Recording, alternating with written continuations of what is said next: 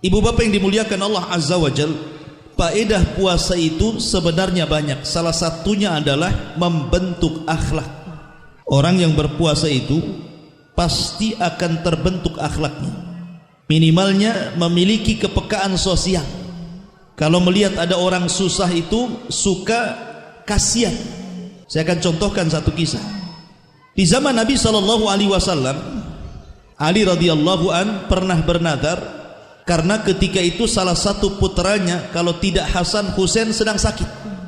Maka Ali pun bernadar kepada Allah, ya Allah, kalau seandainya salah satu putraku ini disembuhkan dari penyakitnya, maka aku akan berpuasa 3 hari berturut-turut. Itu nadarnya. Rupanya Allah takdirkan Hasan sembuh penyakitnya. Maka Ali pun akhirnya melaksanakan nadarnya, berpuasa 3 hari berturut-turut. Pada hari pertama dia berpuasa, maka Fatimah radhiyallahu anha berusaha ingin menyenangkan suaminya. Jangan sampai suaminya ketika buka puasa itu makan seadanya. Dia ingin memberi iftar terbaik untuk suaminya. Maka Fatimah pun kemudian keluar rumah mencari pekerjaan. Diterimalah oleh seorang Yahudi bekerja di rumahnya. Subhanallah, putri Nabi bekerja kepada seorang Yahudi menjadi pembantu Fatimah radhiyallahu anha. Kemudian setelah mendapatkan imbalan dia bekerja 1 hari itu, maka Fatimah pun kemudian membelikan makanan yang paling lezat untuk buka suaminya, Ali radhiyallahu anhu.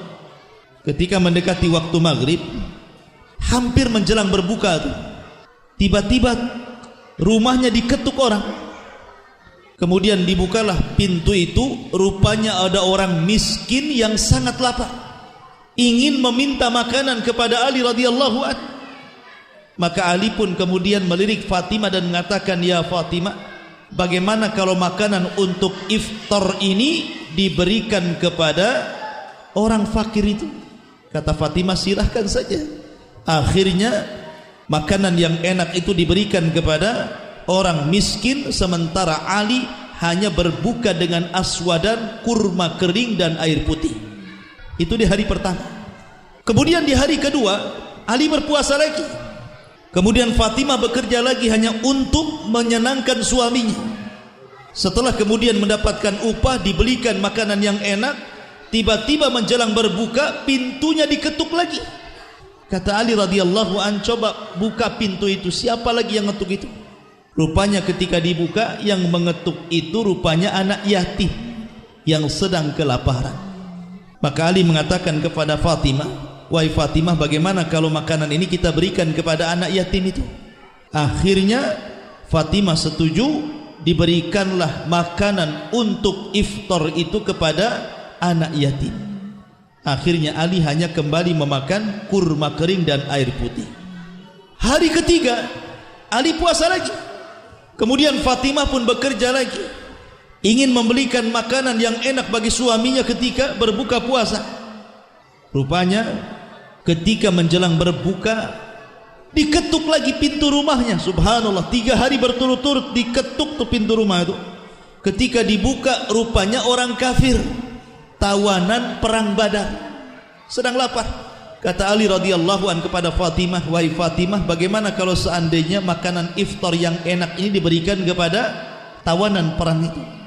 Silahkan. Akhirnya diberikanlah makanan enak itu kepada tawanan perang. Lihat, 3 hari berturut-turut Ali tidak berbuka dengan makanan enak, tapi makanan itu justru diberikan kepada orang miskin, anak yatim dan tawanan perang.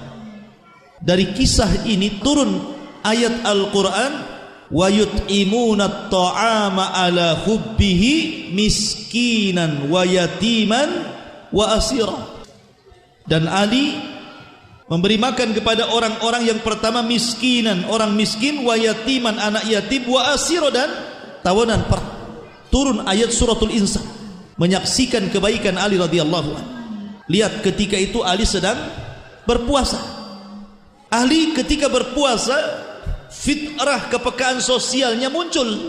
Ketika melihat orang miskin, sudahlah kasihkan saja sama orang miskin itu. Ketika melihat anak yatim, sudah kasihkan saja kepada anak yatim itu. Ketika melihat ada orang kafir yang kelaparan, sudah kasihkan saja. Artinya di sini puasa itu membentuk kepekaan sosial. Makanya kenapa di bulan Ramadan Nabi SAW itu mengajarkan kedermawanan luar biasa kepada para sahabatnya. Nabi itu dikatakan oleh seorang musyrik yang mengatakannya orang musyrik bukan orang mukmin, rajulun la yakhshal faqra abada, seorang laki-laki yang tidak takut fakir. Itu Rasul. Pernah suatu ketika ada seseorang datang kepada Nabi SAW. Rasul itu sedang berjalan, rupanya serbannya ditarik dari belakang. Bayangkan, serbannya melilit di lehernya dan hampir mencekik Rasul. Ketika melirik ke belakang, rupanya pengemis dan mengatakan, ya Muhammad, i'tina mimma a'taqallah. Wahai Muhammad, berikanlah seluruh harta yang Allah anugerahkan kepadamu. Subhanallah. Ini pengemis sudah kasar, minta banyak pula. Pertama narik serban sampai mau mencekik Rasul, yang kedua minta pula dengan sesuatu yang banyak, harta yang Allah anugerahkan kepadamu ya Muhammad, berikan kepada aku, katanya. Ini kalau ada pengemis kayak gini di zaman sekarang, kira-kira Bapak mau ngasih enggak? Udah kasar, minta banyak pula. Tapi Nabi SAW tidak marah.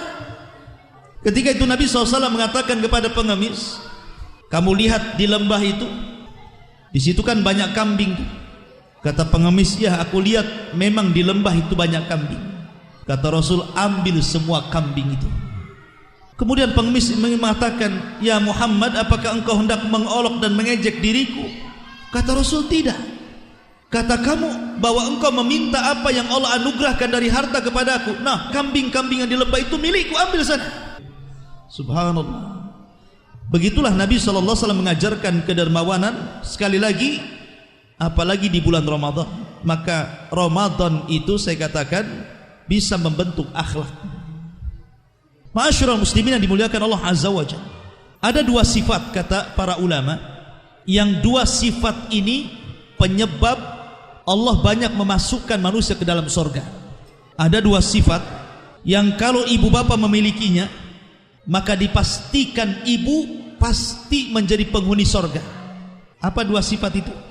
Pertama, syukur, dan yang kedua, sabar.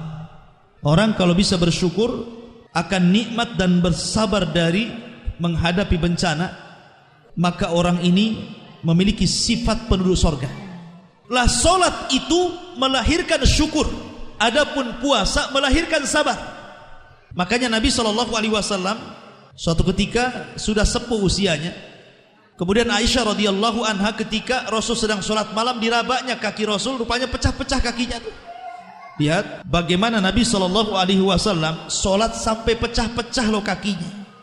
Sehingga Aisyah radhiyallahu anha mengatakan, ya Rasulullah, sudahlah, cukupkan yang wajib-wajib saja. Yang sunnah itu sudahlah, kau sudah sepuh, istirahat. Tapi Nabi SAW mengatakan kepada Aisyah radhiyallahu anha, ya Aisyah, afala akuna abdan syakura. Wahai Aisyah, salahkah aku menjadi hamba yang bersyukur? Artinya salat melahirkan syukur, dan puasa melahirkan sabar. Karena puasa itu kan diuji gitu ya, tidak boleh makan, tidak boleh minum, sabar. Tidak boleh mendekati istri, sabar. Menjaga mata dan telinga, sabar. Jadi puasa itu melahirkan sabar. Tapi kalau salat itu melahirkan syukur. Makanya orang yang puasa di siang hari, solat di malam hari, berarti dia telah mengumpulkan dua sifat penduduk surga, ahli sabar dan ahli syukur.